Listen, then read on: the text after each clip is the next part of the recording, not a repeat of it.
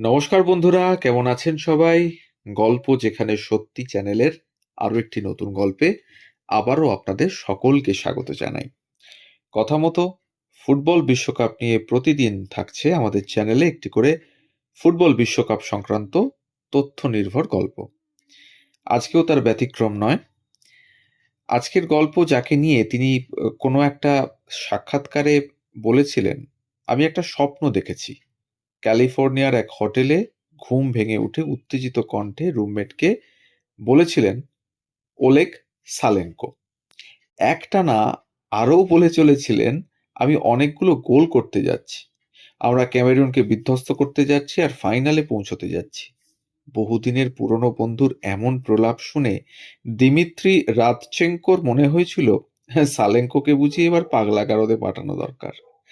বিশ্বকাপের মতো মহাযজ্ঞে জালের দেখা পাওয়াই ফরোয়ার্ডদের কাছে অনেক সময় কঠিন হয়ে ওঠে। মানে সোনার হরিণ পাওয়ার মতো একটা অবস্থা হয়। সেখানে এক ম্যাচে 1, 2, 3, 4 নয় 5 বার নিশানা ভেদ করা আক্ষরিক অর্থেই এক অকল্পনীয় আখ্যান।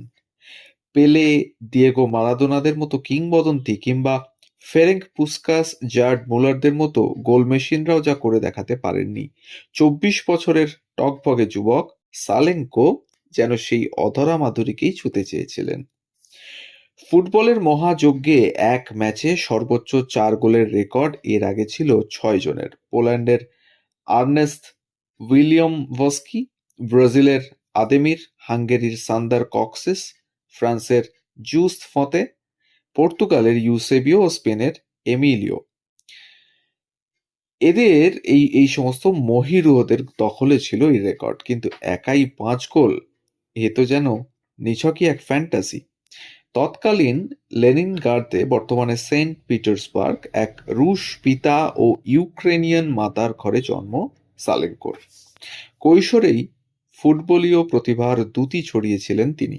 1986 সালে মাত্র 16 বছর বয়সে জেনিট লেনিনগ্রাদের ক্লাব ফুটবলে অভিষেক হয় তার।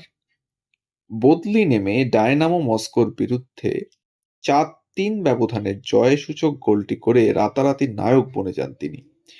এরপর তৎকালীন সোভিয়েত ইউনিয়নের ইতিহাসে প্রথম খেলোয়াড় হিসেবে দলবদলের অর্থে, মানে ট্রান্সফার ফি এখন যেটাকে আমরা জানি, যোগ দেন ডায়নামো কিয়েভে। 1989 সালের ফিফা যুব বিশ্বকাপে 5 গোল করে সালেঙ্কো জিতে নেন গোল্ডেন বুট। সোভিয়েত ইউনিয়নের ভাঙনের পর আন্তর্জাতিক আঙিনায় সিনিয়র পর্যায়ে তার পদচারণা শুরু হয়েছিল ইউক্রেনের জার্সিতে। খেলেছিলেন একটি প্রীতি ম্যাচ। এরপর নিয়তির টানে গায়ে জড়ান রাশিয়ার লাল জার্সি। যুক্তরাষ্ট্রে অনুষ্ঠিত হয় 1994 সালের বিশ্বকাপে যখন পা রাখেন, তার নামের পাশে আন্তর্জাতিক ম্যাচ খেলার অভিজ্ঞতা মাত্র 2টি। টুর্নামেন্টের শুরুটাও হয়েছিল ডাগআউটের নিভৃত কোণে বেঞ্চে বসে। বি গ্রুপে নিজেদের প্রথম 2 ম্যাচে পরাক্রমশালী ব্রাজিল 2-0 এবং সুইডেনের কাছে 3-1 গোলে হেরে রাশিয়ার নকআউট পর্বের আশা তখন খাদের কিনারায় ঝুলছে। ব্রাজিলের বিপক্ষে বদলি হিসেবে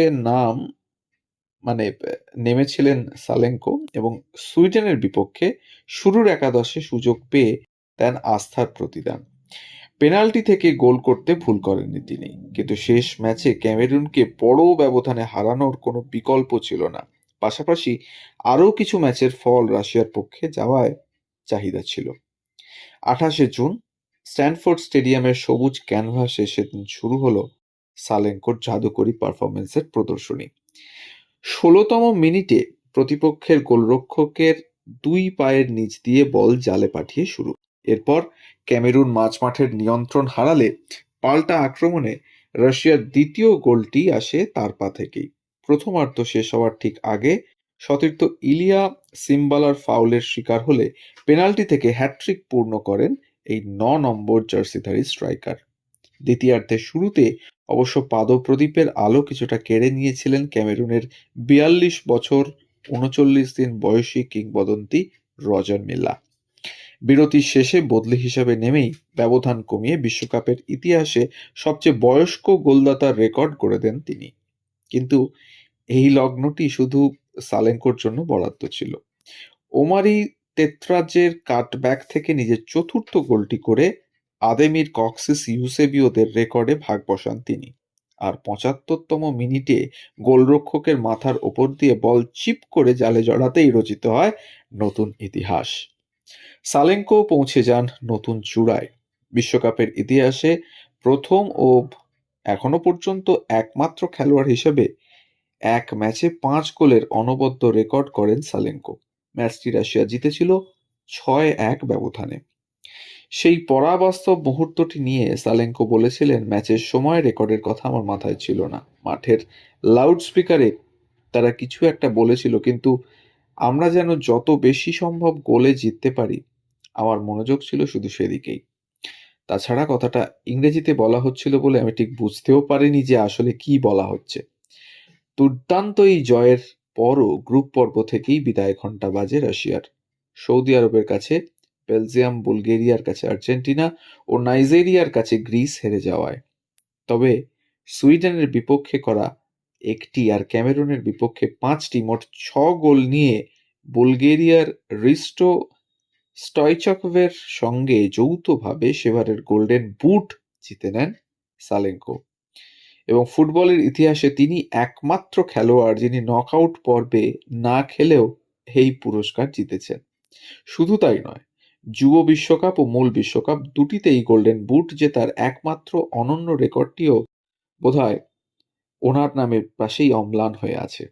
বার্সেলোনায় খেলা স্টয়চকভের সঙ্গে এই পুরস্কার ভাগাভাগি নিয়ে এক মজাদার স্মৃতিচারণ করেছিলেন বিশ্বকাপের পর আর এক স্প্যানিশ ক্লাব ভ্যালেন্সিয়ায় সালেঙ্কো।